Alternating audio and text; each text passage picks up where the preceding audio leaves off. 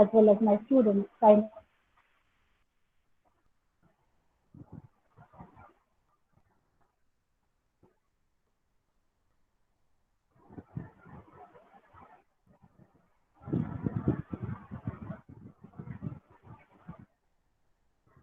Yes, what we did in the first session was 10, right? And I also said that in the second session, I shall be doing the STEM as well as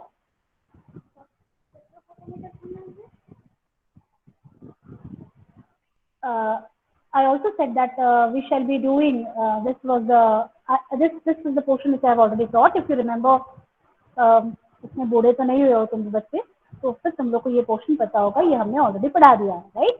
तो advantages भी बता दिया, disadvantages application बता दी. Now we are going to the STEM. As I said you already, right? कि STEM and STEM are the basics of any higher scientific study. That means अगर तुम higher studies पे जाओगे, B it PhD, B it the research and I wish कि students should do good research and win a Nobel Prize for our country. It has been a long that we have the Indian persons of Indian origin have award. मतलब हम कहें तो Venkat Raman sir ने लिया है Nobel Prize, but it was a shared one, and that too he is an origin of India, but he has an Indian origin, but वो रहते थे अमेरिका में, लेकिन सारा रिसर्च उन्होंने अमेरिका में किया है. तब जाकर उन्होंने आरएनए के राइबोसोम सैंपल के बारे में रिसर्च करके he got the Nobel prize.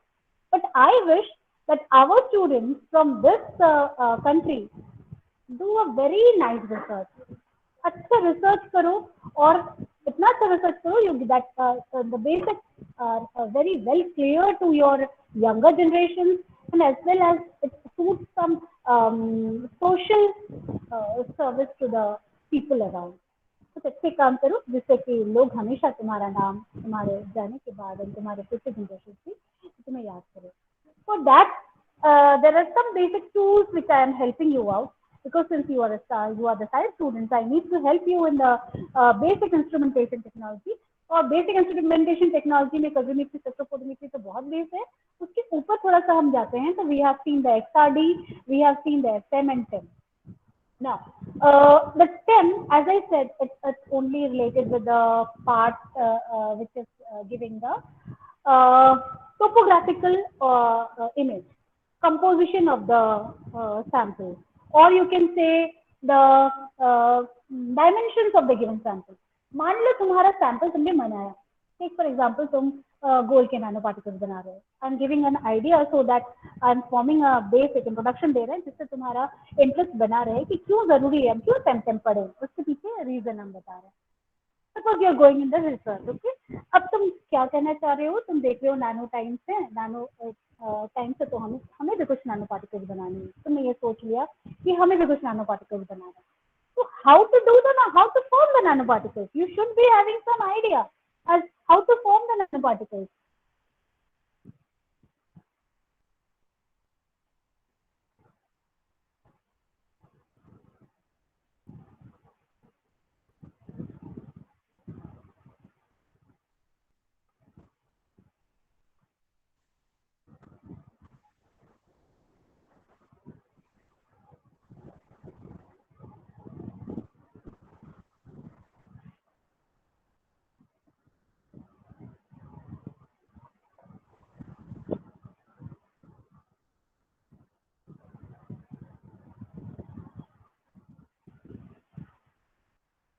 Hold करके रखना है, अदरवाइज उठ सकती है.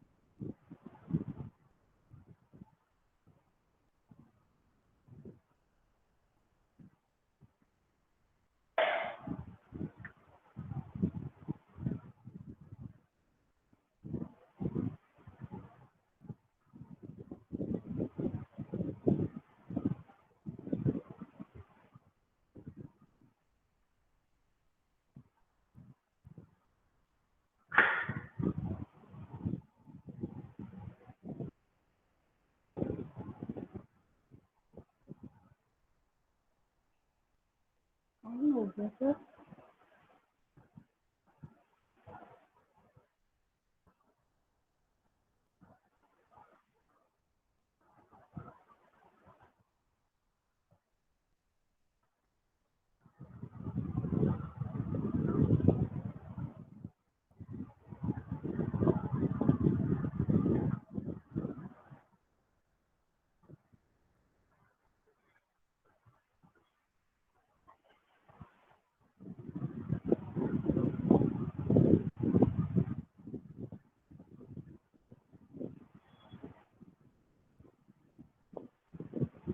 So I'm sorry, there was some disturbance in the mobile. Sorry, yes, let's continue. तो you should get an idea कि क्यों हम सेंटेंस क्यों पढ़ रहे हैं और क्यों हमको सेंटेंस की जरूरत है। जैसे मैंने बताया अभी अभी जब हमने प्रैक्टिकल किया तो हमने देखा कि कंटिन्यूटी वाज नेसेसरी बिकॉज वो उस साइंस को प्रूव करना था कि concentration is related with the intensity of the light. तो इसी तरह से when we go to the dimensions, molecular dimensions of any object, चाहे तुम प्लांट्स ले लो, एनिमल्स ले लो, anything existing in the universe is up to the dimension of the molecule, and these molecules are tiny in nature, very tiny, बहुत tiny होते हैं। तो किसी भी चीज को जानने के लिए हमें टाइनी फॉर्म में जाना जरूरी है। जब तक हम टाइनी उसके उसके एटॉमिक लेवल, उसके इलेक्ट्रॉन लेवल पर ना जाएं, तब तक हम उसके बारे में नहीं जान पाएंगे। और इसी कारण electron microscope was important, XRD was important.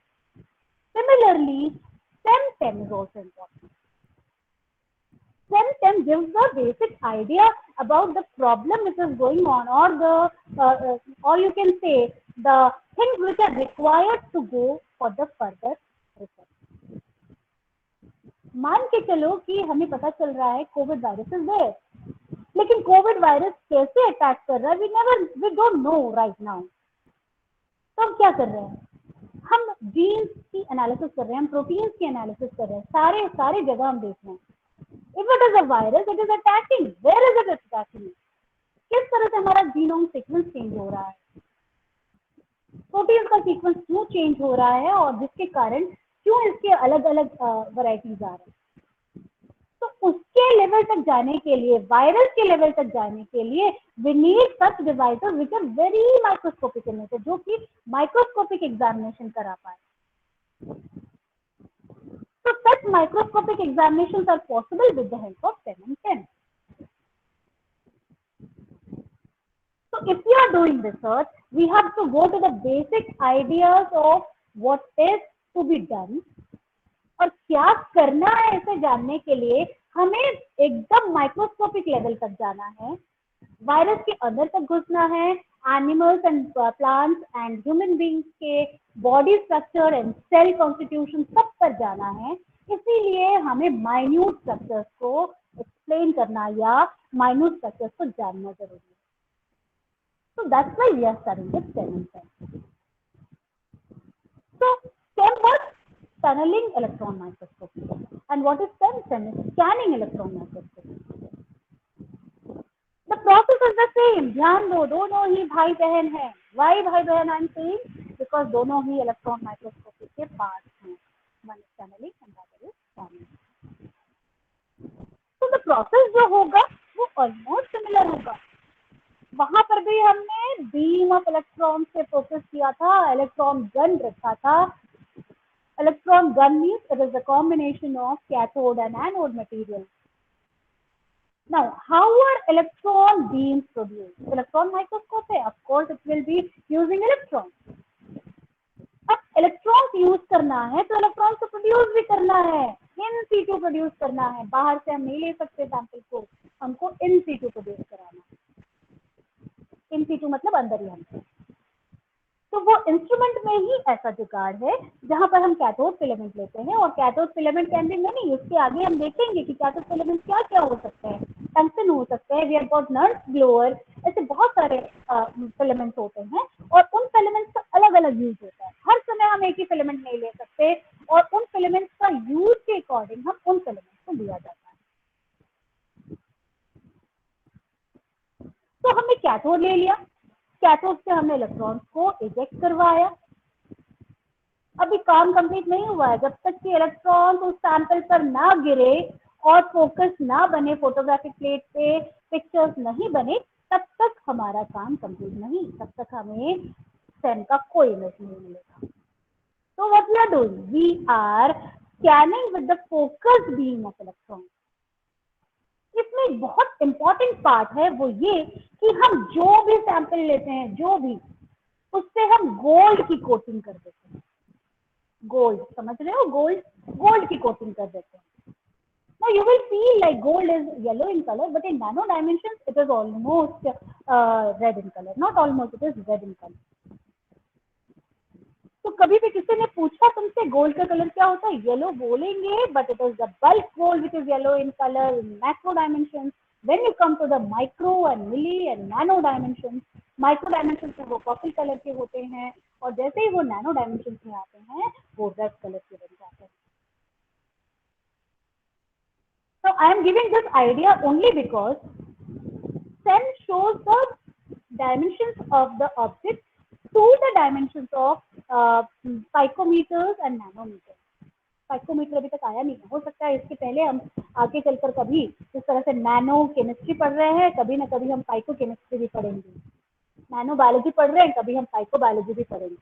Because if nano is 10 to the power -9, pico is 10 to the power -12, उसके आगे तो फेम्टो आ जाएगा 10 to the power -15। और हमेशा ये याद रखिए, ये 10 to the power -3 के डायमेंशन में ही चेंज होते हैं। क्यों? क्योंकि हर बार मीटर्स और किलोमीटर्स के बीच में 1000 का डिफरेंस होता है। इसी तरह से नैनो, पाइको, फेम्टो, एटो, ये सारे 3 के डायमेंशन में होंगे। Nano is 10 to the power -9, pico will be 10 to the power -12, dimension meters 10 to the power -12 meters, femto will be 10 to the power -15 meters, atto will be 10 to the power -18 meters। तो इतने छोटे particles को हम देख पाएंगे, ऐसा भी research होगा क्या? इससे पहले किसी ने सोचा था कि नैनो पार्टिकल्स को देख पाएंगे, नैनो पार्टिकल्स को भी सुन पाएंगे?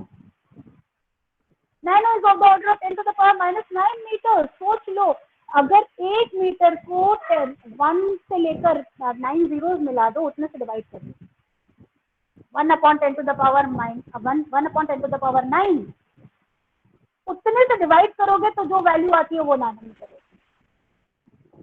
है। 1 मीटर सबको पता होता है कितना होता है, 1 मीटर कपड़ा, 1 मीटर लेंथ, सबको पता है। लेकिन उसका अगर अपॉन कर दिया 10 to the power 9, तो just imagine the size of the nano particle. तो हम ब्लैंक आंखों से तो कभी देख ही नहीं सकते, दैट इज वेरी ट्रू। और उस डायमेंशन तक हम नहीं जाएंगे तो हम किसी चीज की, इवन मेडिकल साइंस में नहीं जा पाएंगे। हम मोबाइल जो छोटे छोटे होते जा रहे हैं, लैपटॉप्स और लैपटॉप्स जो छोटे छोटे होते जा रहे हैं, क्यों होते जा रहे हैं? Because we are diverging and we are coming on to the nano dimension। तो जैसे जैसे नैनो डायमेंशन पे आते जाएंगे, चीजें छोटी होती जाएगी and the result will be more useful. तो क्या हो रहा है? ऐसे कंडीशन में हम क्या देख रहे हैं? We can see the small images to be screened, small चीजें, स्मॉल ऑब्जेक्ट्स को स्क्रीन करना और उसे स्क्रीन में पिक्चराइज करना इज वेरी डिफिकल्ट। और उस स्मॉल एलएचडी को मान लो तुम्हें क्या देखना है, तुम्हें अगर तुम्हें किसी चींटी को देखना है, राइट, तो तुम चींटी को उसी समय अच्छा देख पाओगे जब तुम चींटी के डायमेंशन में पहुंच जाओ। उसी तरह से अगर हमें स्मॉल ऑब्जेक्ट को देखना है तो हमें स्मॉल ऑब्जेक्ट के डायमेंशन तक जाना होगा। इसी तरह से अगर हमें हाथी को देखना है, कोई बड़े एलिमेंट को, तो हमें हाथी के साइज तक जाएंगे तो you can see the thing very nicely. So likewise, for small objects, we have to see we have to go to that dimension. तो इलेक्ट्रॉन के डायमेंशन तक जाने के लिए, स्मॉल ऑब्जेक्ट के डायमेंशन तक जाने के लिए, we need the help of electron microscope, और उसका एक पार्ट है scanning electron microscope. The process remains the same, focused beam of electrons। जिस तरह से हमने कैथोड से निकाला इलेक्ट्रॉन्स को और इम्पिंच करवाया एनोड मटेरियल पे, और एनोड मटेरियल पे again the same thing happens, it forms, it cast the X rays निकाल सकता है, बैक स्कैटर्ड इलेक्ट्रॉन्स हो सकते हैं, this can be form. So what we are doing with this focused beam of electrons? With this focused beam of electrons, we are projecting it with the help of the magnetic field to a particular sample. Again, क्यों magnetic field की जरूरत पड़ी? सोचो, ये सारे discoveries है which is done in the physics. Electrons की अपनी मूवमेंट तो है ही, ये अपने आप एनर्जेटिकली इलेक्ट्रॉन्स होते हैं, ये एनर्जेटिक होते हैं. Of course they are energetic in nature, they move very fast, but you have to give it an acceleration also. ये खुद के मूवमेंट से, खुद के मोशन से चल रहे हैं, लेकिन हमें उसे एक्सेलरेट करना है. So when you want to accelerate them, you have to put them in a magnetic field. Why? Because magnetic field acts for the charged particles. Uncharged particles तो magnetic field कभी act नहीं करते. Even Oersted का experiment जब आपने देखा होगा, बायो-सवार्ट्स law आपने पढ़ा होगा, उसमें आपने देखा था कि जब तक हम चार्ज वायर को में से चार्ज वायर को नहीं रखते, तब तक हमें मैग्नेटिक फील्ड भी डेवलप नहीं होती. तो magnetism work only in the presence of charge field. और ये चार्ज फील्ड कौन दे रहा है? इलेक्ट्रॉन दे रहा है. इसीलिए ये जो बीम ऑफ इलेक्ट्रॉन्स आते हैं, इसको और सुपर फास्ट मूव कौन करा रहा है? This magnetic field. So when you get this strong beam of electrons with much higher speed, when it falls on the sample, again the two things can take place. Back-scattered electrons can come out, again X-rays can come out. You can have the primary and the secondary electrons. So what are the types of signals that it produces? You can see the secondary electrons, back-scattered electrons, X-rays, light rays. But the secondary SEM uses secondary electron and back-scattered electron. You will see a SEM instrument. अभी थोड़ी देर में हम SEM instrument दिखाएंगे. वहां पर ऐसे detectors भी हैं जो एक्सरेज को भी एब्जॉर्ब कर रहे हैं, जो लाइट वेव्स को भी एब्जॉर्ब कर रहे हैं. But these are not required in SEM. SEM में फोकस किसका रहेगा? SEM में फोकस सिर्फ सेकेंडरी इलेक्ट्रॉन्स और बैक-स्कैटर्ड इलेक्ट्रॉन्स पर होगा. So why is the SEM important? It is important for cryo-electron microscopy. One of the important part, इसलिए मैंने इसे पहले बताया कि जब हम किसी बर्फ की सतह पर कोई किसी बैक्टीरिया का एक्शन देखना चाहते हैं, या बर्फ की सतह पर when the things go in the ice temperature पे चला जाता है, तो उस समय स्टडीज करना मुश्किल हो जाता है. SEM can do that. And you know, it's a very, very important thing is you can do the live specimen examination. तुम एक जिंदा चींटी को अंदर की SEM एनालिसिस कर सकते हो, तुम एक स्पाइडर की एनालिसिस कर सकते हो. I will show you the pictures. So live specimen can be very well done in the SEM technique. So these applications are very wide for the visualization of intracellular images, 3D tissue imaging, forensics, live specimen examination in high vacuum air, water and various liquid environments. Forensics why?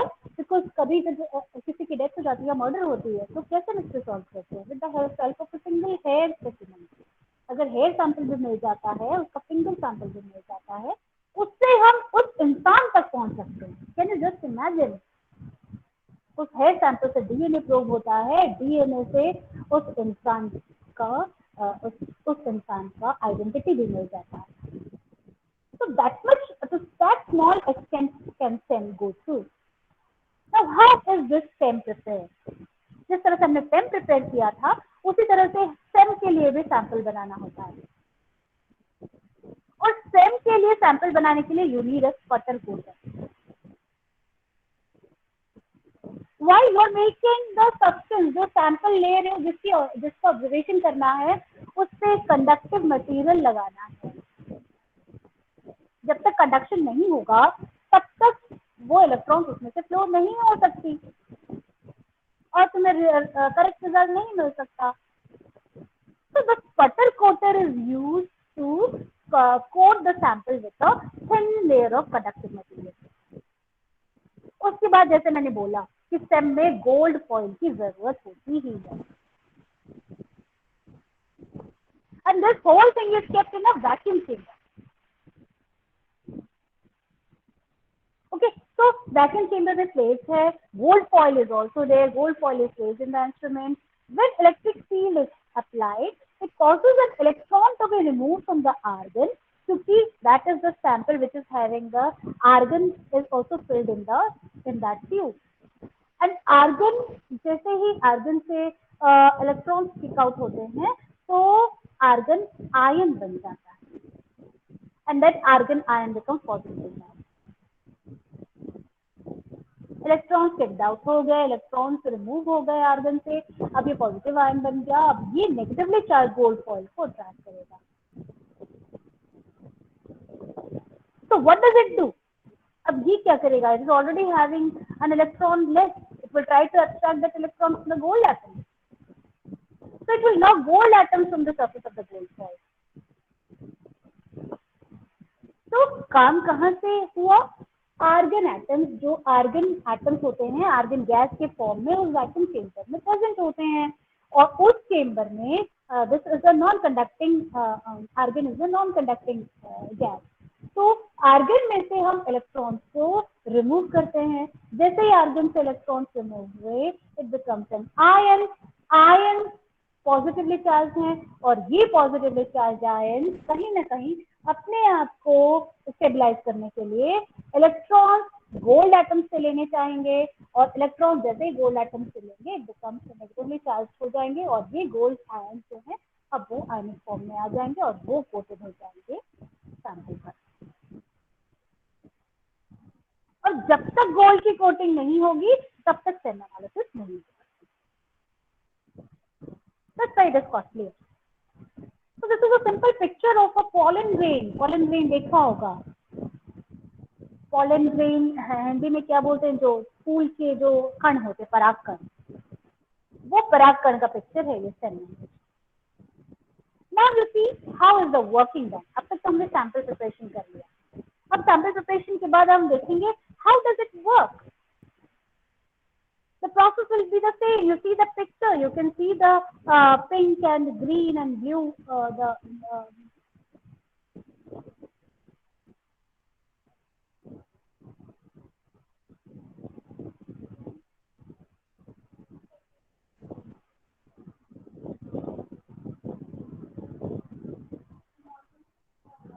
So this is the thing is very well given.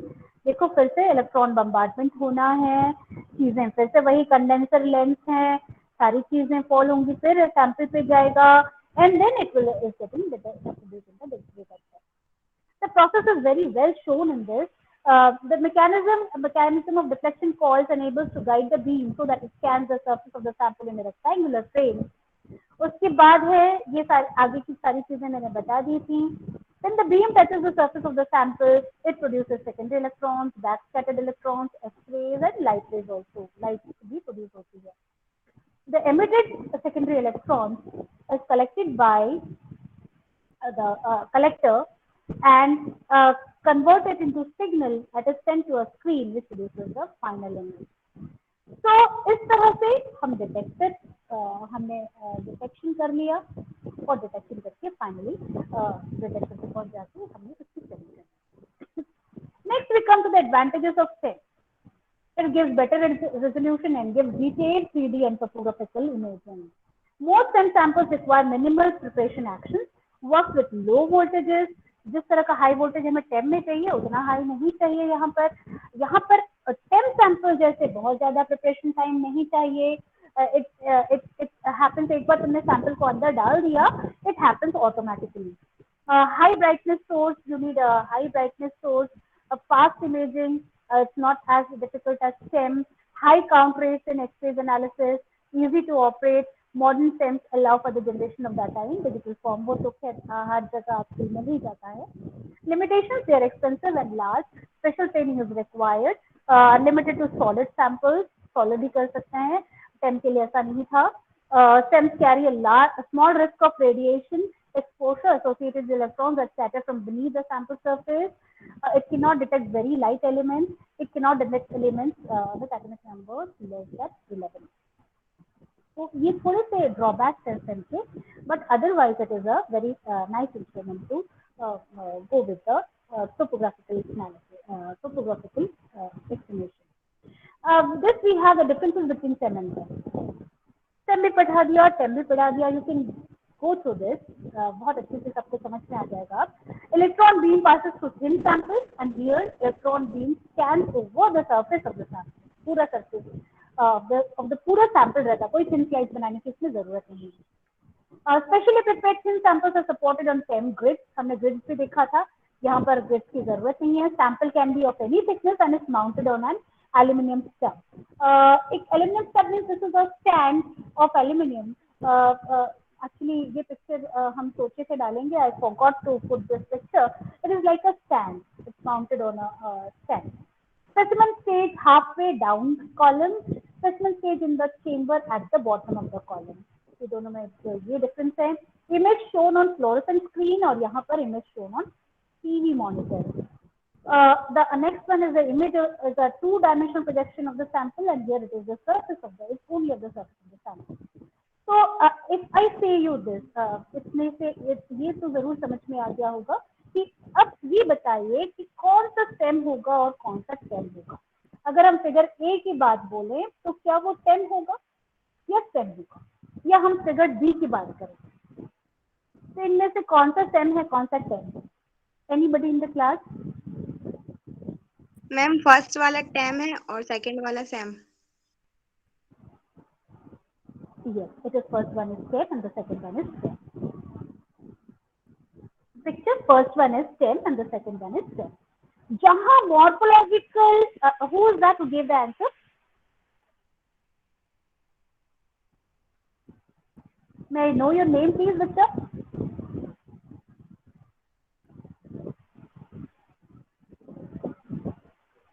It's okay if you are not saying, it's okay, but this is E. coli bacteria. सबको पता है E. coli bacteria हमारे colon में भी है, हमारे stomach में भी present होता है. So this is helpful also to an extent, but not to a large extent. Its excess causes dysentery and diarrhea, but otherwise small amount तो रहता ही है. And now see the first image is the TEM image. As I said, you TEM gives only the you can say TEM gives the morphological or you can say the dimensions of the given substance. तो कितने nanometre में present है that is this. और second वाला देखो stem जो कि पूरे का पूरा उसका इनर व्यू तक निकाल लिया, that is the stem image of the given E. coli bacteria. Okay, so this is what is about the stem and TEM. Now let's come to the other part, that is another part, that is the spectrophotometer.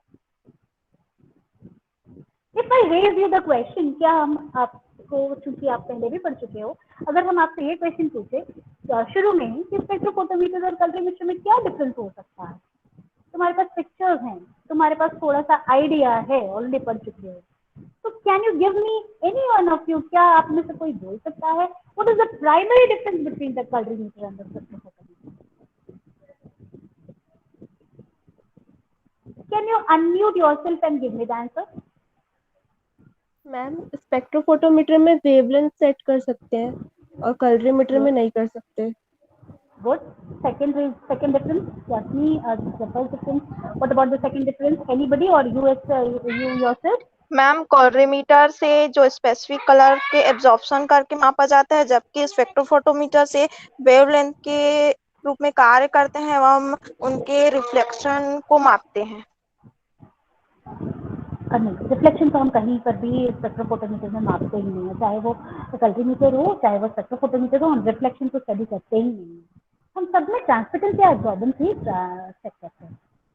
And one more thing, नाम से पता चल रहा है colorimeter and spectrophotometer. Can you give me the difference? इसके basis पर एक common एक जनरल डिफरेंस बनाता है, क्या है? मैम पोलोरीमेट्री में कलर्ड सॉल्यूशंस को का एब्जॉर्बेंस या ट्रांसमिटेंस मेजर किया जाता है, जबकि स्पेक्ट्रोफोटोमीटर में कलर्ड एज वेल एज जो कलर लेस सॉल्यूशन है उनका भी एब्जॉर्बेंस ट्रांसमिटेंस मेजर किया जा सकता है. Yes, you are very correct. Who is this who gave me the answer? Abha. Very nice, Pooja. And Abha, can you give me the reason for this? ऐसा ma'am actually कोलोरीमेट्री में जो wavelength की जो measurement है वो spectrum visible spectrum का ही measurement, क्योंकि उसमें नॉर्मल लाइट यूज कर रहे हैं, जबकि हम स्पेक्ट्रोफोटोमीटर में यूवी जो लाइट सोर्स है वो यूज करते हैं, इसलिए हम उसको भी मेजर कर सकते हैं। Actually, spectrophotometer में UV and visible both ranges are present. Yes ma'am, Okay, in ये our दोनों source light UV and visible both are source present. Light. Yes ma'am. Actually होता क्या है कि जैसे मैंने पहले ही बताया था, तुम एक क्लियर डिमार्केशन नहीं कर पाओगे, यूवी रेंज यहाँ फिनिश हुआ है, फिर यहाँ विजिबल शुरू हुआ है, फिर यहाँ IR शुरू हुआ, you can not clearly demarcate, इसका कोई बाउंड्री नहीं होता, there is a little bit range of, एक रेंज का डिफरेंस होता है, ठीक है। तो इसीलिए हम यूवी और विजिबल को साथ ले लेते हैं, क्योंकि हम डिमार्केशन नहीं कर सकते यूवी और विजिबल के बीच में। तो डिमार्केशन क्योंकि हम एकदम अलग अलग नहीं कर सकते, इसलिए हमने दोनों को एक साथ लेकर हम स्टडी करते हैं। हाँ, yes, that is very true that colorimeter के लिए we use the colour solution, it is only meant for colour solution, सिर्फ कलर सोल्यूशन की एनालिसिस हो सकती है। And from there one more important thing is, हम कलर सोल्यूशन से we can find out the wavelength also of that color solution. ये हमने अभी बताया नहीं था आपको कलरीमीटर में, एक पोर्शन रह गया था, that I will be doing when अभी हम जब स्पेक्ट्रोफोटोमीटर करेंगे तो उसका एक पार्ट हम बता देंगे कि किस तरह से हम वेवलेंथ जान सकते हैं। मान लो तुमको कोई भी सोल्यूशन दे दिया गया, मान लो पोटेशियम डाइक्रोमेट का सोल्यूशन दे दिया गया या मैंगनीज सल्फेट का ही दे दिया गया, तुम्हें पता है manganese sulphate is pink in colour, लेकिन तुम्हें उसका वेवलेंथ नहीं पता, और तुम्हारे को एक स्पेक्ट्रोफोटोमीटर दे दिया गया है या फिर तुम्हें एक कलरीमीटर दे दिया गया है, और तुमसे बोला जा रहा है कि इस पिंक कलर सॉल्यूशन का वेवलेंथ डिटरमाइन कीजिए।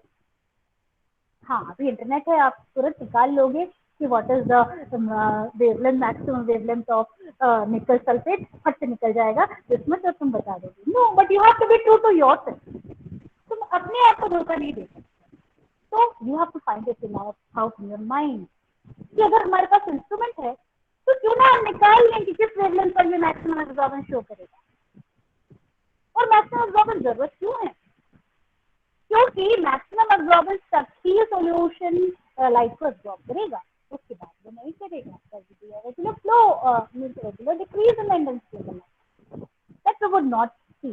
जब एब्जॉर्बेंस करना है and we want to see कि इसका मैक्सिमम वेवलेंथ कैसे निकालना है, तो हम निकाल सकते हैं थ्रू द कलरीमीटर। तो तुम्हारे पास कोई भी सोल्यूशन दे दिया जाए, किसी ने भी कोई सोल्यूशन दे दिया और तुम्हारे पास एक स्पेक्ट्रोफोटोमीटर दे दिया या कलरीमीटर दे दिया, तो तुम आसानी से उसका वेवलेंथ निकाल सकते हो।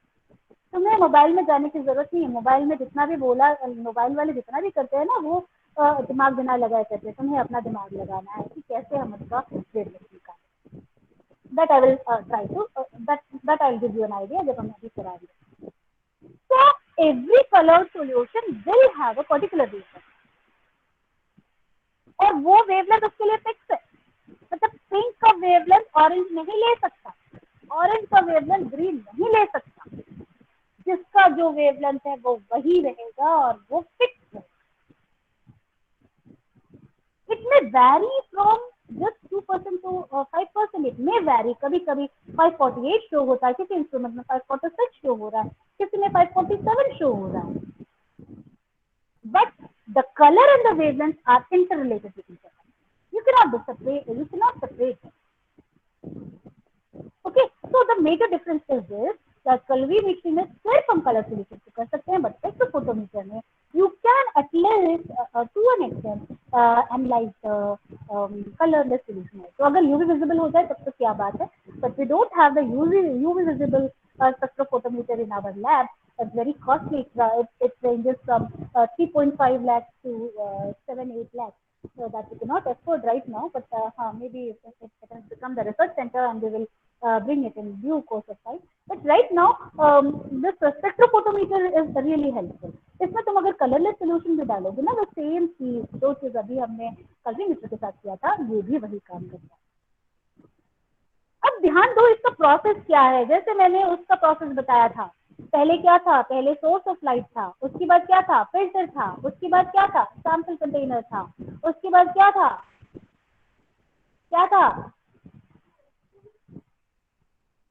डिटेक्टर था, ये हमारे दोनों बच्चों से भी पूछ रहे हैं। यस, हम दोनों बच्चों को भी पूछ रहे हैं हमारे सामने, तो ये हंस रहे हैं क्योंकि इन्होंने सुना ही नहीं होगा, तो बेचारे ने ये हमको हेल्प कर रहे हैं। तो let's come to the class. That was on a light note. थोड़ा सा क्लास को बीच में अगर हम थोड़ा सा लैफिंग मोड में ना लाएं तो वो सैचुरेट हो जाते हैं, इसलिए हमने ये लैफिंग मोड पे लाया। Anyway, we are having in all the conditions, we will have the same thing. So I have called instrument. So we will have a source, we will have a then collimator. Collimator means a monochromator.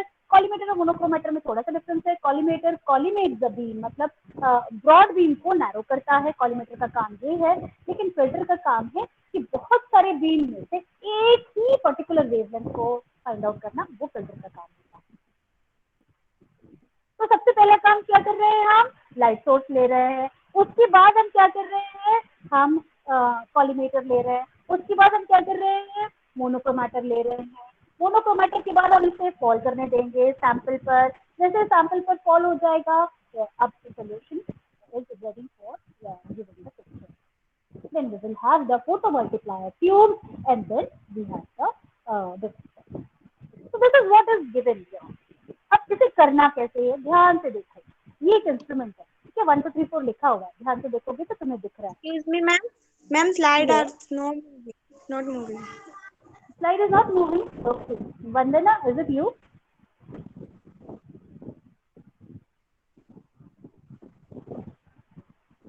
Is it moving now, Victor?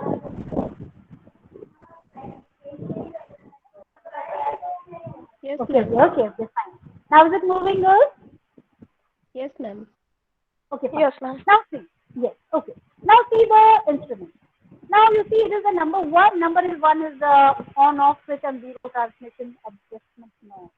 The second, then when we it is the wavelength selector also. वो same wavelength selector ही है, हम देखेंगे जब हम live देखेंगे अभी. Second is the sample chamber, and the third is the blank adjustment knob, and the fourth is the absorbance and transmitting switch. तो ऊपर वाला जो पिक्चर बनाया है, दिया है हमने, that is a simple spectrophotometer, और the bottom one is an advance one, जहाँ पर तो कंप्यूटर के साथ भी अटैच्ड है। तो जो भी तुम्हारी रीडिंग्स आएगी, वो रीडिंग्स कैलिब्रेट होते हुए पिक्चर्स के साथ हमें मिल जाएंगे, and that is little costly, but such advanced forms are available in the lab. So let's come, this is the basic instrumentation.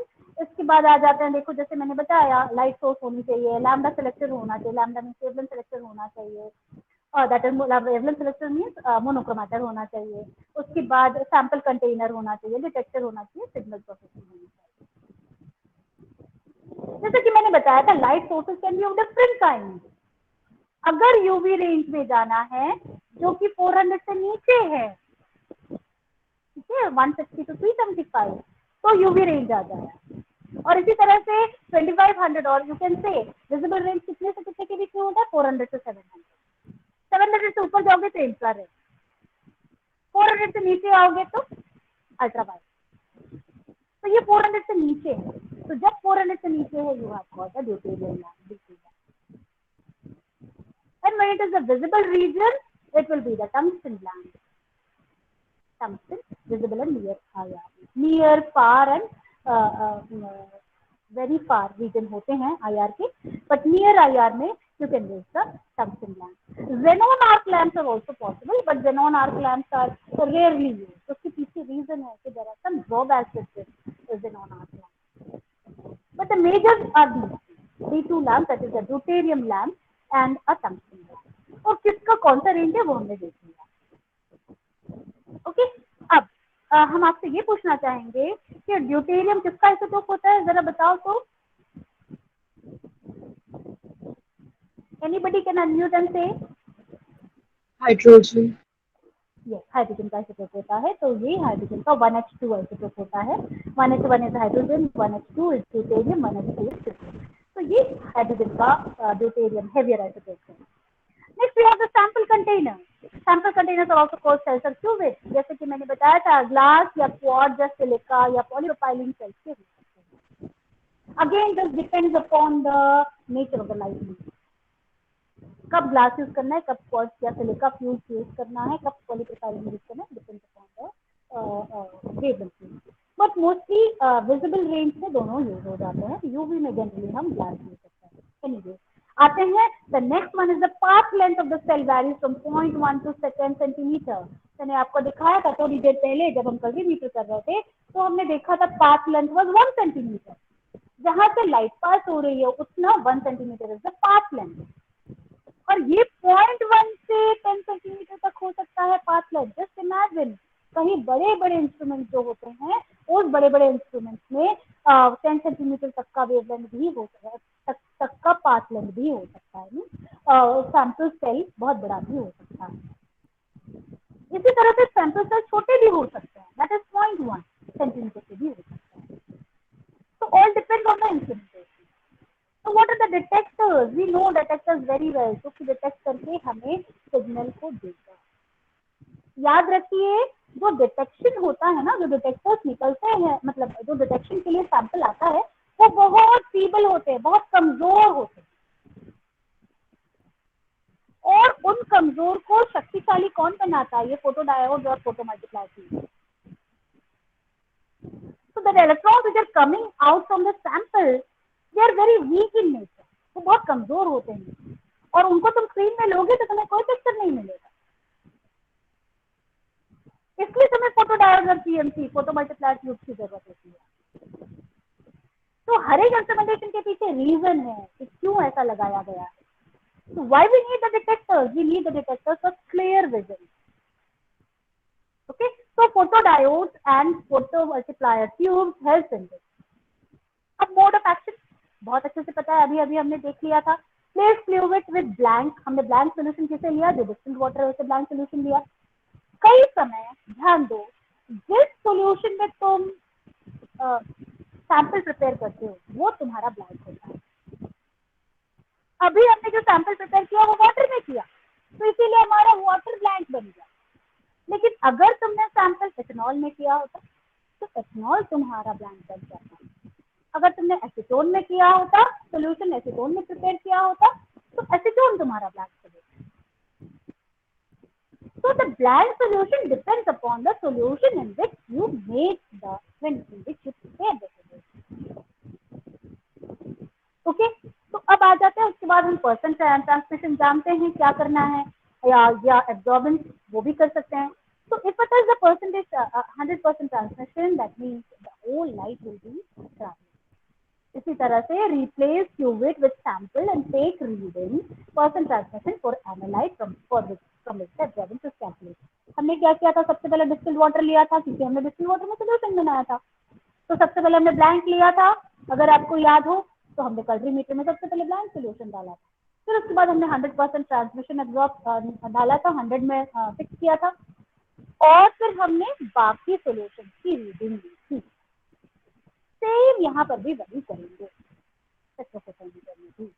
पहले हम डिस्टिल्ड वाटर या सॉल्वेंट लेंगे या ब्लैंक लेंगे, उसके बाद हम सैंपल सोल्यूशन लेंगे. इसी तरह से करेंगे.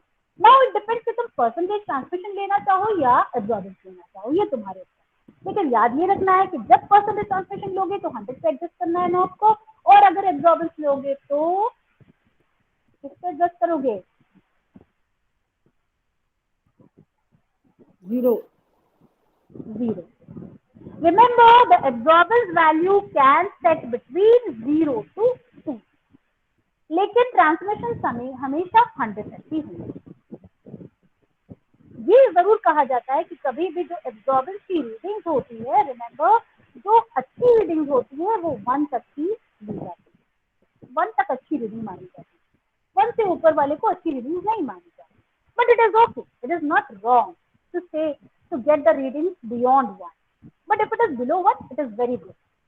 Okay, ये इसलिए कहा कि कभी कभी एक्सपेरिमेंट्स में जब तुम एक्सपेरिमेंट करते हो तो 1 से बियॉन्ड आ जाता है तो तुम घबरा जाते हो. कोई बात नहीं है, 1 से बियॉन्ड भी आ सकता है. You are not the research scientist that कि सब कुछ सही आएगा, पहले पहले वाला आ सकता है, नो प्रॉब्लम. 1 से बियॉन्ड आ रहा है तो भी no problem. Next, what are the types of beams which are produced, which are possible? It can be single beam, it can be double beam, it can be dual beam.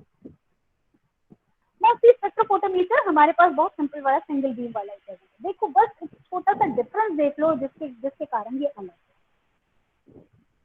होता क्या है single beam में, eight ए time only एक ही reference को या sample को वो detect करेगा। अभी हमने क्या किया था, जब हम कल्रीमीटर में कर रहे थे, हम पहले डिस्टिल वाटर रख रहे थे, फिर इसे हटा रहे थे, फिर हमने सैंपल रखा, हर बार करते करते हमारा बहुत सारा टाइम चला जा रहा था। तो स्पेक्ट्रोफोटोमीटर में क्या कर सकते हैं, अगर डबल बीम हुआ तो what it will do, reference और स्टैंडर्ड को एक ही साथ डाल दो और रेफरेंस को वो अलग रीड करेगा और सैंपल को वो अलग रीड करेगा। ये कैसे होता है? This is because of the splitting of the mirror. देखो सामने बना हुआ है, अच्छे से अगर तुम पिक्चर देखो, लिखा है there is a sample solid state detector occluder, हाँ, field length, entrance length, objective length, ये तो सारे प्रोसेसेस हैं। इतने सारे प्रोसेसेस हमारे कल्रीमीटर में नहीं था, because colorimeter was a simple device. This is a little advance form of colorimeter, इसलिए इसका लेंस सिस्टम थोड़ा जोरदार है। ठीक है, तो ऑब्जेक्टिव लेंस का काम क्या होता है, फोकस करना, और फोकस करके किस पर डाल रहे हैं, वो ग्रेटिंग पर। ठीक है, एक बार ग्रेटिंग पे आ गया तो मोनोक्रोमैटर आएगा और मोनोक्रोमैटर उस ग्रेटिंग में से अलग अलग वेवलेंथ ऑफ लाइट को सेपरेट कर देगा।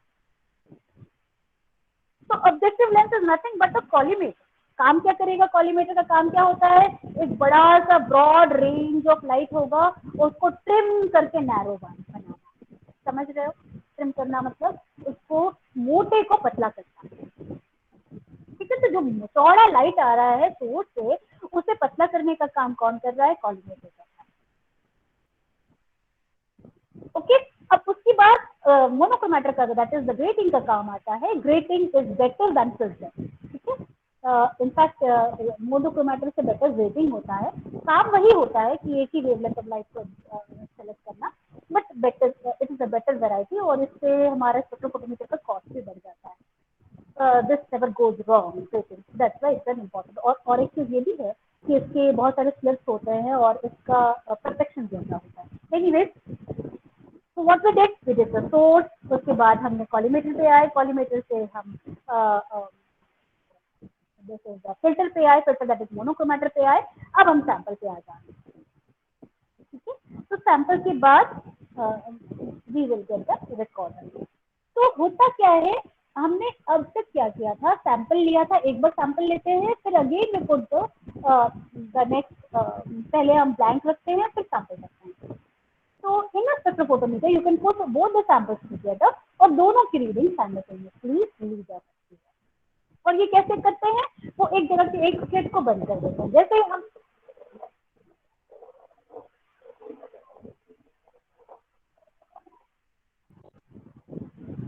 तो ये क्या करता है, ये हाँ, दोनों सैंपल्स अलग अलग सैंपल होल्डर्स में रखे होते हैं और ये सैंपल होल्डर्स के स्लिट्स होते हैं। हम क्या करते हैं, उन स्लिट्स को क्लोज कर देते हैं। मान लो कि हमें रेफरेंस की रीडिंग लेनी है या ब्लैंक की रीडिंग लेनी है, तो हम सैंपल के स्लिट को बंद कर देंगे, और अगर हमें सैंपल की रीडिंग लेनी है तो हम रेफरेंस के स्लिट को बंद कर देंगे। तो लाइट उसी तरह से फॉल होगा जिसकी हमें रीडिंग है। So this is what is the single beam में सिंगल लेंगे, और डबल बीम में ये होता है जो मैंने अभी बताया कि double beam will be like कि हमें जो चाहिए उस समय हम उस चीज को फॉलो अप कर सकते हैं। सब डिस्टर्बेंस ये बोलते हैं ना, अंधों जब घोड़ा रहता है तो दूसरा हर कोई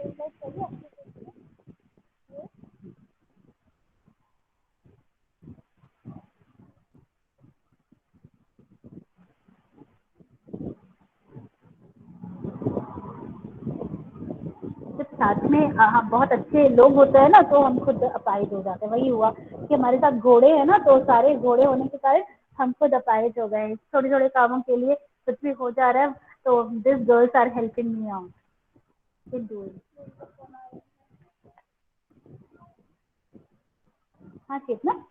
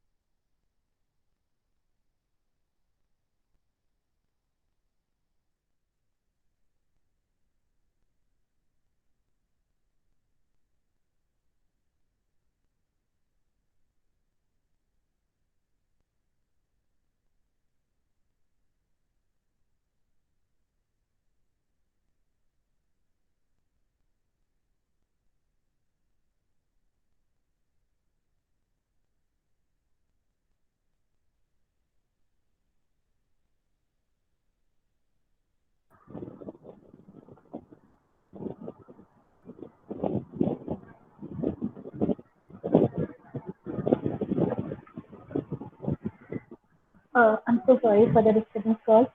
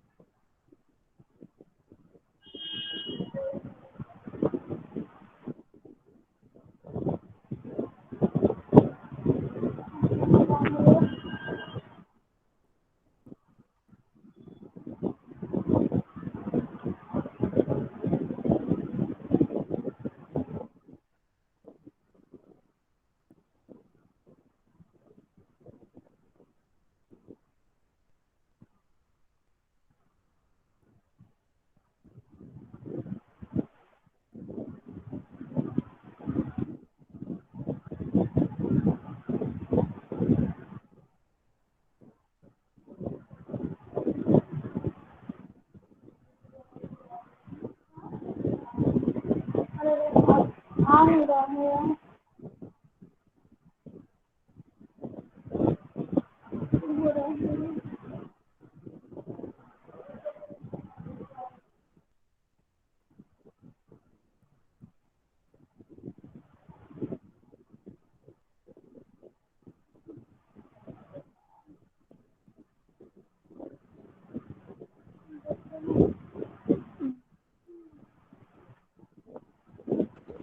वो एडिट करके दे सकते हो कि नहीं? वो एडिट करना आ रहा है?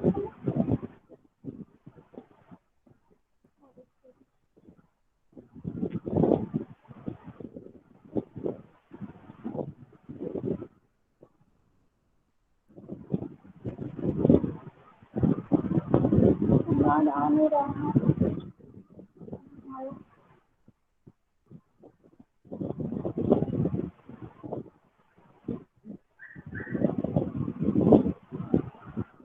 I'm so sorry. This is the single bean.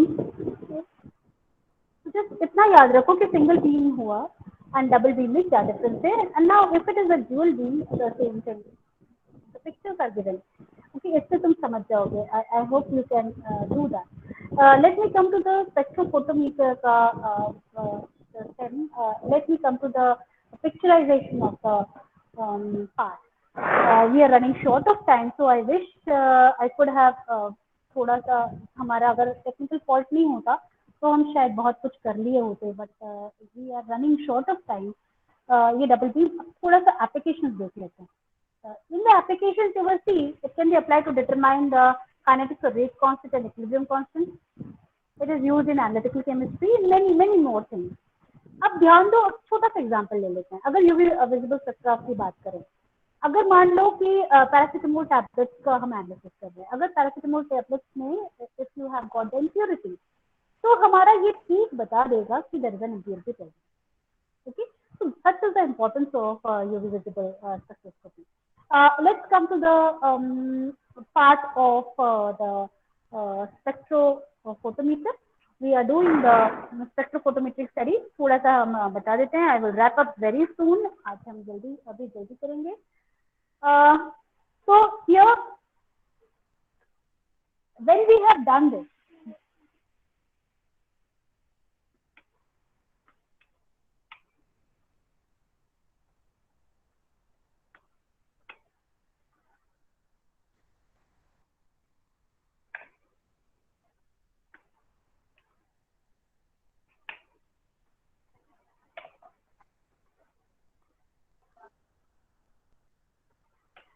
this is the spectrophotometer.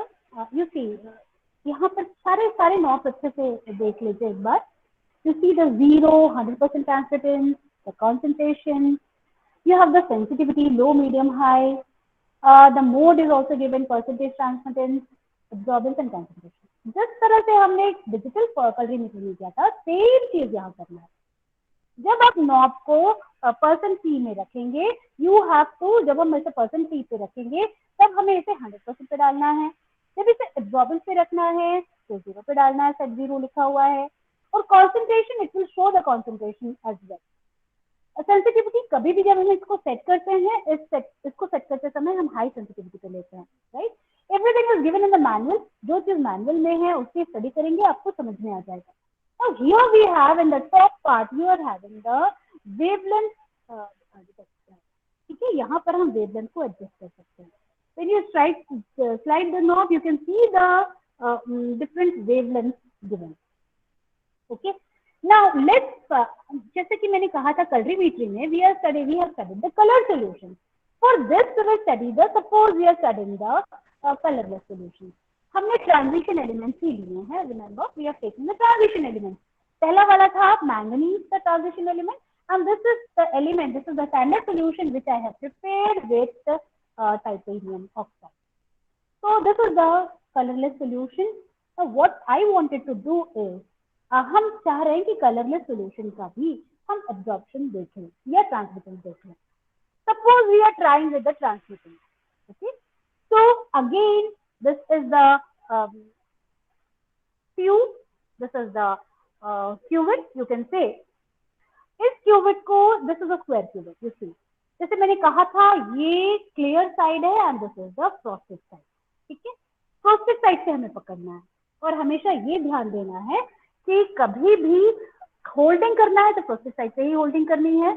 हमेशा keep the other portion very neat and tidy, very clean, because दूसरे पोर्शन से light wave, light beam travel करेंगे. So what we will do, first we will fill the sample with the blank. जैसे मैंने कहा था blank solution will be the solution in which the sample is prepared. तो आज हमने जो prepare किया है वो वाटर पे प्रिपेयर किया है, इसीलिए हमारा ब्लैंक जो बन रहा है वो वाटर ही बन रहा है. So this is the water solution which we are taking as the blank. So we are opening the knob, putting it inside the chamber. Remember, इसके ऊपर देखिए लिखा है filter selection. Can you see the filter selection? In this filter selection, first you have to put in dark. क्यों? क्योंकि हमें adjust करना है, इंस्ट्रूमेंट को सेट करना है. तो हम सबसे पहले 1 या 3 या 5 पे सेट कर सकते हैं. ठीक है, तो जैसे ही आपने ब्लैंक डाला, यहाँ फिल्टर देखिए, फिल्टर के ऊपर लिखा है 4 लिखा है. आप इसे 5 पे सेट कर लीजिए या 3 पे सेट कीजिए या 1 पे सेट कीजिए. आपको दिख रहा है this is 5 which is written. तो आप इसे रोटेट कीजिए, रेगुलेट कीजिए, आपको ये दिख जाएगा इन द गिवन चेंबर. और इस चेंबर को उसके बाद इसे आप क्लोज कर दीजिए. तो इसको क्लोज जैसे ही करेंगे, अगर आपने ट्रांसमिटेंस लिया तो 100 आएगा और अगर आपने एब्जॉर्बेंस लिया तो 0 होगा. इसी तरह से सेम चीज हम सॉल्यूशन के साथ करेंगे. When we are in a little bit hurry, इसलिए हम जल्दी से दिखा रहे हैं. तो हम फिर से सॉल्यूशन ले रहे हैं of this colorless solution. What we are doing, we are taking the solution, we have put it in the sample chamber, closing it. हाँ, अब क्या करना है हमें? अब डार्क से हटाकर हमें उस वेवलेंथ को सेट करना है जिस वेवलेंथ में ये सॉल्यूशन बना है. तो ये चूंकि टाइटेनियम का सॉल्यूशन है, ये 392 नैनोमीटर पर मैक्सिमम वेवलेंथ शो होता है. तो हम 392 कहाँ पर है? 392 इज इन फिल्टर नंबर 4. तो हम इसे फिल्टर नंबर 4 पे एडजस्ट कर देंगे. अब हम इसकी रीडिंग लेंगे. So what is the reading that is coming? That is coming out to be 15.9. Okay. So let us check out the reading and find out as 15.9. The second reading let's take out. Suppose we इसी तरह से हमने ये first reading ले लिया first solution का, इसी तरह से हम निकालेंगे और हम सेकेंड सोल्यूशन डालेंगे. हम सेकेंड सोल्यूशन को जैसे ही लेंगे, सेकेंड सोल्यूशन को हमने लिया 15.5 was the first reading. Second reading you will see same वही काम कर रहे हैं जो हमने कलरीमीटर में किया था. What is the reading? That is 15.4. Okay. So approximate कभी कभी थोड़े चेंजेस होते हैं. Spectrophotometer is also this is an old spectrophotometer, तो थोड़ा सा फ्लक्चुएशन है. इस takes to be 15.4. Next we are coming to the third reading, third solution. हमने concentration of the solution वैसे ही बनाया है जैसे हमने पहले उसके लिए बनाया था. So we are doing the same thing. 15.4 and then it is 14.9. So जैसे जैसे concentration decrease हो रहा है, we can see the change in the readings also. The last one we have got the third and the fourth one final. हम जितने sample solution बनाएंगे, जितना standardization के लिए solution बनाएंगे, calibration curve उतना ही अच्छा बनेगा. लेकिन चूंकि we are running shortage of time, तो इसलिए हमने सिर्फ 4 solution लिया. 4 solution में last one is 15.8. So let's see. इस तरह से हम अगर रीडिंग्स ले लें तो देयर इज सम फ्लक्चुएशन, कुछ फ्लक्चुएशंस आ रहे हैं. इससे पहले थोड़ी देर पहले हमने किया था तो everything was quite nice, but here now we can see the fluctuations. Doesn't matter, let's find out how. इसके बाद हम देखेंगे कि किस तरह से हम कैलिब्रेशन कर्व बनाते हैं. तो this is the way we do the things out. अब ध्यान दीजिए अब हमें करना क्या है. Now as we say first answer. इसके बाद हम आते हैं वेवलेंथ. जैसे मैंने बताया था कि एक इम्पॉर्टेंट चीज छूट गया है. That important thing is how to maintain the diameter और sorry how to find out the wavelength of the given any given solution. Suppose आपको वेवलेंथ पोटेशियम परमैंगनेट का डिटरमाइन करना है, क्योंकि this is working very nicely. So let me work out on this.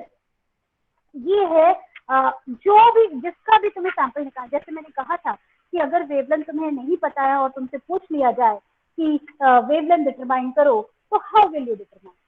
Take the solution of the lowest concentration. तो ध्यान दीजिए हमने यहाँ पर लोएस्ट कंसंट्रेशन किसका बनाया था? इसका बनाया. This is the lowest concentration. इसका सॉल्यूशन तुम ले लो क्यूबिक से. ठीक है, अब तुमने ले लिया सॉल्यूशन को, अगेन रिपोर्ट तक ही फिल करोगे. उसके बाद क्या करना है? अगेन सैंपल को सैंपल सेल होल्डर में डाल दिया. इसके बाद how to find out the maximum wavelength? Rotate this. You see the filter, you can see this. ठीक है, अब हम लोअर पे चले जाते हैं, एकदम लोअर वैल्यूज पे चले जाते हैं. टेक फॉर एग्जांपल हमने lower value is 420. Written here 420. ठीक है, 420 पर कोई रीडिंग नहीं आ रही. This is what this is lower concentration and we are finding out the absorbing. Let's find out the absorbing. Okay, we need to set to 0. Wait, let us set it to 0 first. पहले हम इसे 0 पे set कर लें, तभी हम काम कर पाएंगे. अदरवाइज इंस्ट्रूमेंट को पता नहीं है कि उसे क्या करना है. इंस्ट्रूमेंट को पता करने के लिए सबसे पहले उसे सेट करना होगा. तो हम सबसे पहले उसे 0 पे सेट कर लेते हैं. So we are setting it to 0. Suppose there is a deflection. You feel like कि ये से हम अभी हम 0 error ले लेते हैं because -0.5 ले लेते हैं. This is the 0 error because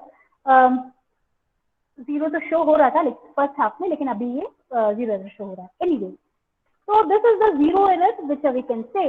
अब हम ले लेते हैं दूसरा एकदम lower concentration of solution and we are putting it inside. Let's see the reading.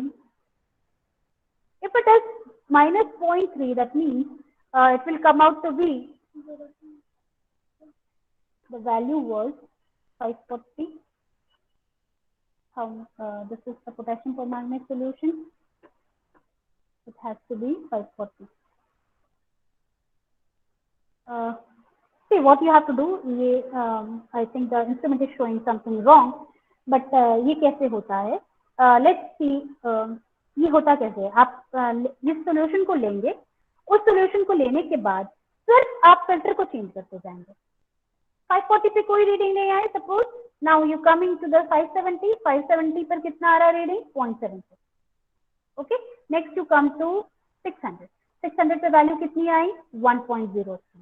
Next फिर से रोटेट कीजिए 720. 720 पे रीडिंग्स कितनी आई? एक्सीड हो गई. ठीक है, दैट मीन्स तुम्हारे पास 2 ही रीडिंग्स आई है.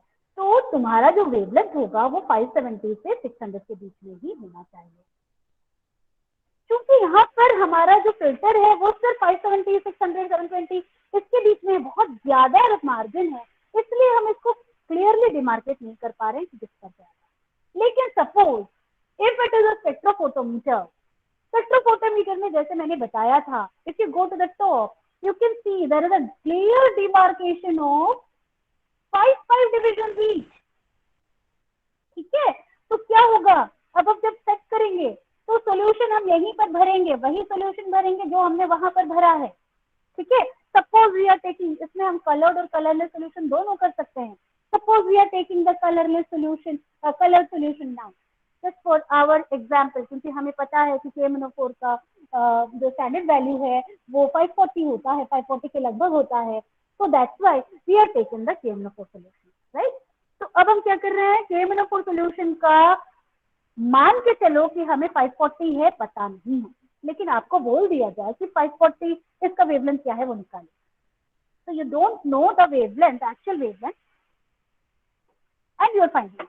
कैसे फाइंड आउट करेंगे, सेम वही काम करेंगे, रखेंगे चाहे परसेंटेज ट्रांसमिशन पे रखें या एब्जॉर्बेंस पे रखें। तो सबसे पहले तो वेवलेंथ कहाँ से शुरू करेंगे, 400 से शुरू करेंगे, जो मिनिमम वैल्यू है उससे शुरू कीजिए। What is the value which is shown, 340। 340 पे कितनी रीडिंग आ रही है जरा देखो, 340 पे कितना आ रहा है, 3.5। ओके, अब हम इंक्रीज करें इसे, 340 से किससे आ जाए, 345। अच्छा, हमको actually suppose, okay now see, हम धीरे धीरे इंक्रीज कर रहे हैं। सी कितने पे आया है ये, 360 पे कितनी रीडिंग्स आई है देखो, 6.5। फिर आगे बढ़ाते जाओ, 380 करो,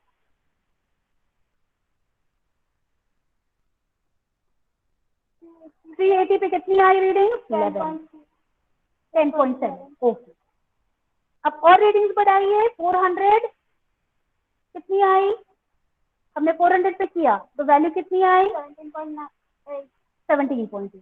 अब हम और बढ़ाते हैं, 420 कीजिए, यस, और कीजिए 440। यू आर डूइंग नथिंग, बस तुमने एक सैंपल सॉल्यूशन रखा है जो लोएस्ट कंसंट्रेशन का है और उस पे तुम पूरे वेवलेंथ को स्टडी करवा रहे हो। 440 पे कितना आया, 38.8। नेक्स्ट 460 कितना आएगा, देखते हैं, 460 is 51. डिफ्लेक्शन शो होना शुरू हो गया क्योंकि बहुत यूज हुआ है तो थोड़ा सा डिफ्लेक्शन होता है। Let's see 50.4, right. नेक्स्ट आ जाते हैं 480, कितना आ रहा है, 62.7। जब तक इंक्रीज होता जाएगा तब तक लेना है। 500, 76.4, 520, 90, 540, 104.2, 560, 119.3, 580, 134.8, 600, 142.7, next 620, 154.1, 640, 106.6, next 660, 172, next 680, 174, next 700, 173.1, next 720.5।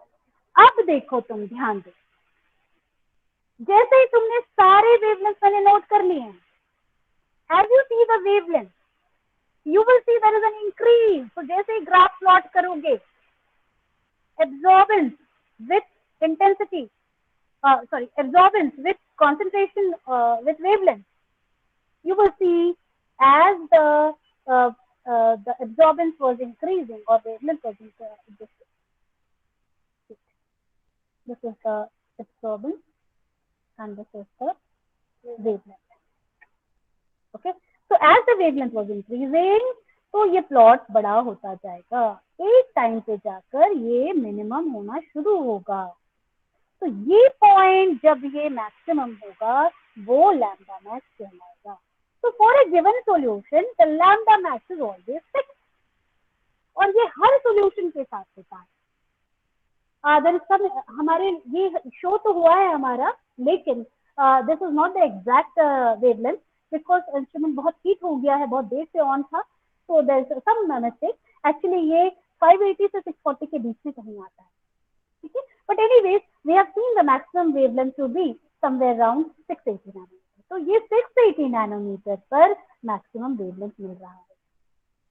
तो अगर मान लीजिए कोई भी सॉल्यूशन आपको दे दिया जाए, उसका मिनिमम कंसंट्रेशन का हल लीजिए, उस मिनिमम कंसंट्रेशन का ट्रांसमिशन या एब्जॉर्बेंस जो आपको लगता है, इनफैक्ट एब्जॉर्बेंस ही लीजिए, उस एब्जॉर्बेंस का आप ग्राफ प्लॉट कीजिए। इसी तरह से उसी सॉल्यूशन को रखेंगे और बस वेवलेंथ चेंज करते जाएंगे। जैसे जैसे वेवलेंथ चेंज करते जाएंगे you will see that there is an increase in the absorbance, और जब तक इंक्रीज होगा तब तक आपको वेवलेंथ को इंक्रीज करते रहना। उसके बाद कहीं ना कहीं वो कम होगा ही, because it is science, it can not fool you और us, anybody, it can not fool science is science. तो उसके बाद वो जो मैक्सिमम वेवलेंथ मिल जाएगा वो आपका मैक्सिमम वेवलेंथ होगा। उसका काम क्या होगा? उसका काम ये होगा कि अब तुम्हें पता चल गया जो मैक्सिमम वेवलेंथ है, उस मैक्सिमम वेवलेंथ पर इस नॉब को सेट कर दो, बाद में सारी रीडिंग उस वेवलेंथ पर ली जाए। So this is the process of working in a spectrophotometer with a coloring meter. Any color solution or any colorless solution, fix the wavelength first. पहले वेवलेंथ को फिक्स कीजिए। कैसे फिक्स करेंगे? मिनिमम कंसंट्रेशन का solution लीजिए, उसे डालिए और सारी वेवलेंथ रेंज पर घुमा दीजिए उसे। जो वेवलेंथ रेंज आपका रखा हुआ है वो कलरीमीटर में नहीं हो पाएगा, क्योंकि कलरीमीटर में रेंज रहता है, इसमें डिविजन होते हैं। ये आप कर सकते हैं स्पेक्ट्रोफोटोमीटर में, जितने डिविजन हैं, 5 के डिविजन से लीजिए, 10 के डिविजन से लीजिए, 20 के डिविजन से लीजिए, it is up to you. और वेवलेंथ को जैसे जैसे आप इंक्रीज करेंगे you will see the changes in the reading. उसके बाद एक टाइम ऐसा आएगा जब इंक्रीज होते हुए एक टाइम मैक्सिमम आ जाएगा, उसके बाद डिक्रीज होगा। जो मैक्सिमम पॉइंट आएगा वो हो जाएगा आपका मैक्सिमम वेवलेंथ ऑफ एब्जॉर्प्शन। उसके बाद उस वेवलेंथ को सेट करेंगे बाकी सारे कंसंट्रेशन के सॉल्यूशन की रीडिंग। विद दैट अब ध्यान दीजिए, now what how to do the calibration curve. This is the last part that is left out. Okay, now in the last part when we will see the calibration curve, you will see जैसे हमने किया था कि किसके लिए किया था, transmission के लिए किया था, और ये हमने एब्जॉर्बेंस के लिए किया था, राइट।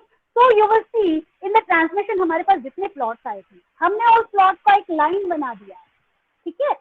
ध्यान दीजिए, अगर प्लॉट लाइन में नहीं भी है बाहर रख लीजिए, कोई परेशानी नहीं है।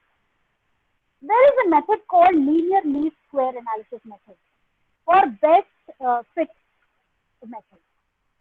इस मेथड के थ्रू तुम जब इस ग्राफ को प्लॉट करोगे you will get the exact figure. तो ऐसा होगा तो भी कोई परेशानी नहीं है। अगर सही सोल्यूशन बनता है तो ये स्ट्रेट लाइन बनता है, और अगर सही सोल्यूशन नहीं बनता है तो इस तरह से थोड़े से टेढ़े मेढ़े लाइन बनेंगे, बट डोंट वरी। अब मान लीजिए आपसे पूछ लिया जाए, कोई अननोन सैंपल आपको दे दिया जाए, राइट, कोई अननोन सैंपल दे दिया। उस अननोन सैंपल का तुम्हें अब कंसंट्रेशन नहीं पता और तुम्हें निकालना है इसका कंसंट्रेशन। कैसे निकालो? उस अननोन कंसंट्रेशन का एब्जॉर्बेंस निकाल लीजिए, ठीक है।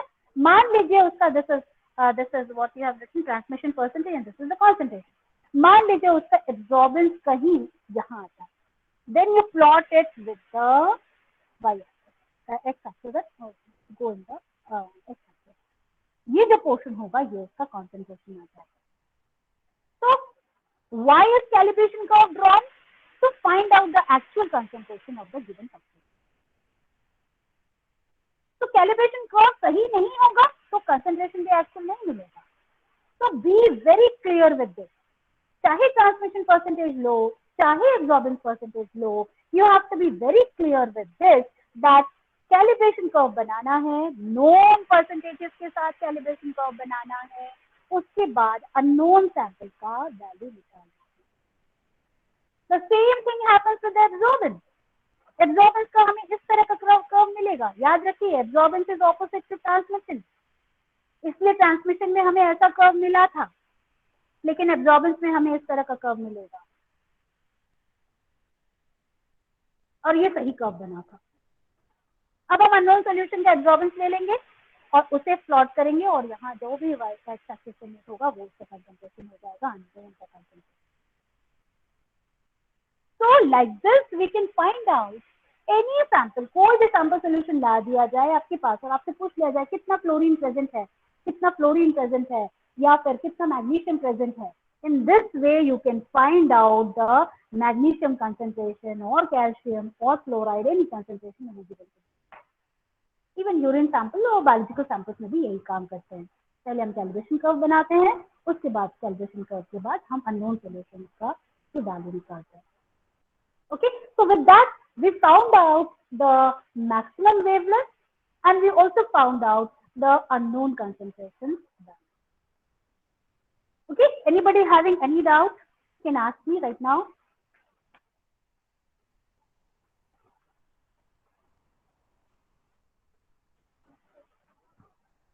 I think students have got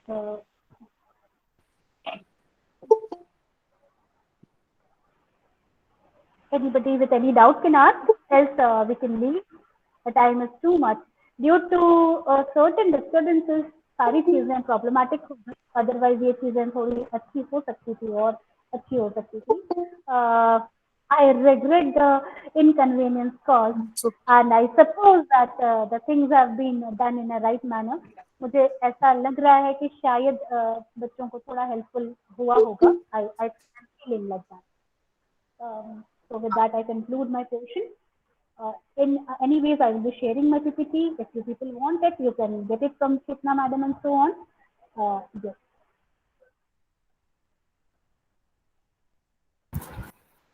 किसी को कोई क्वेश्चन करना है? Any doubt?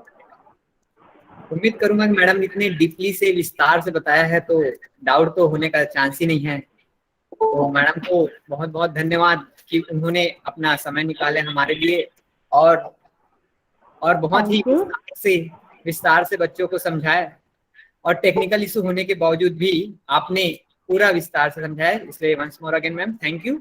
मैं डॉक्टर चेतना गुप्ता मैम को आमंत्रित करना चाहूंगा कि वे आज के इस टेक्निकल सेशन का आभार व्यक्त करने के लिए. Gupta ma'am.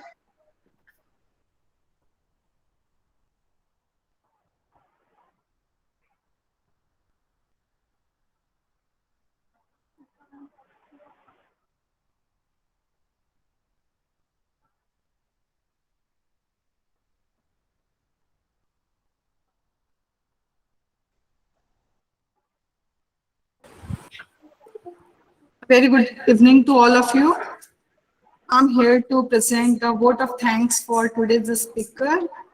And I would like to thank our guest speaker, Dr. Barna Paul Majumdar Madam, to enlighten us with her knowledge. And today's session is full of knowledge and so much interesting facts.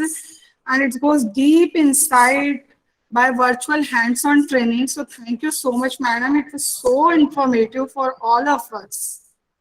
And I should thank my pretty sure this session will help all of you in your studies, research, and teaching.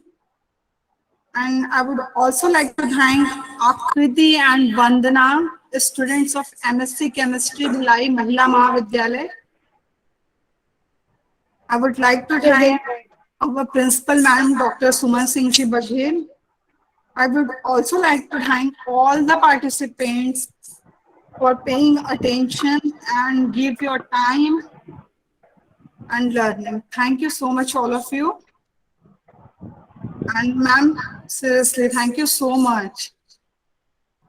Yes, you are heartily welcome, Chetna. Actually, there were some disturbances, otherwise I could have handled this very well. I love teaching. This has been my passion, and I'm equally thankful to two of my students. This is a very short time. Actually, they have come up to help me. Yesterday night I met them, and they are there to help me out. whole MSc batch of students of Bhilai Mahila Mahavidyalaya, as well as many students who have, of course, been with me through the thin and thick of the entire process. कितने बार तो wifi network का problem हुआ फिर भी बच्चे जुड़े रहे. I am thankful to them and I am thankful to Chitna madam as well as Best for giving this opportunity. Thank you so much. So I'm announcing the end of this technical session. And again, we will meet tomorrow for our fifth and last technical session of National Workshop on Instrumentation. And tomorrow's our lecture topic is centrifuge and electrophoresis. After lecture, we will again meet for the valedictory session at 2 o'clock. And for that, our guest of honor is Dr. Archana Kulkarni ma'am from Nagpur University. Thank you so much, everyone. Chetna, Yes, ma'am. I would like to take group photograph from you all. Please ask the students to switch on their cameras so that we can take a snapshot. If you are having the Lappy on with you, please take a snapshot of all the students Please, who are there. everyone can open your camera. Please on your camera, everyone. Yes, please students open your camera. Everyone, please on your camera.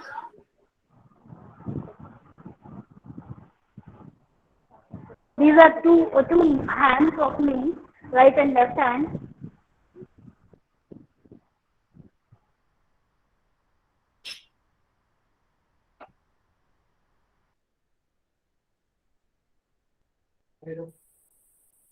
तुम भी click कर रहे हो?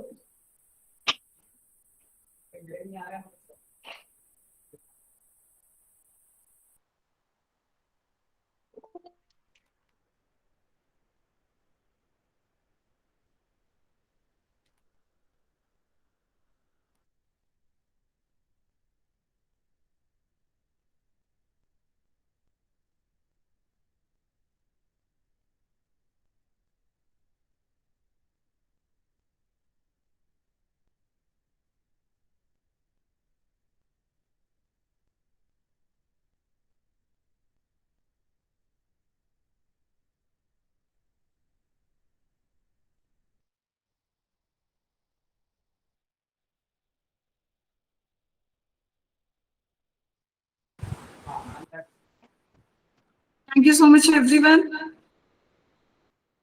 Thank you, ma'am.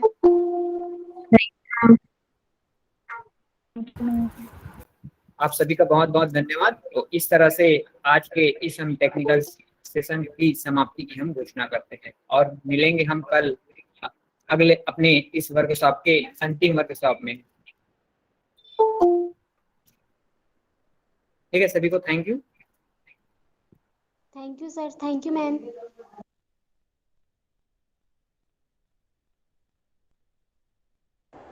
Thank you, sir.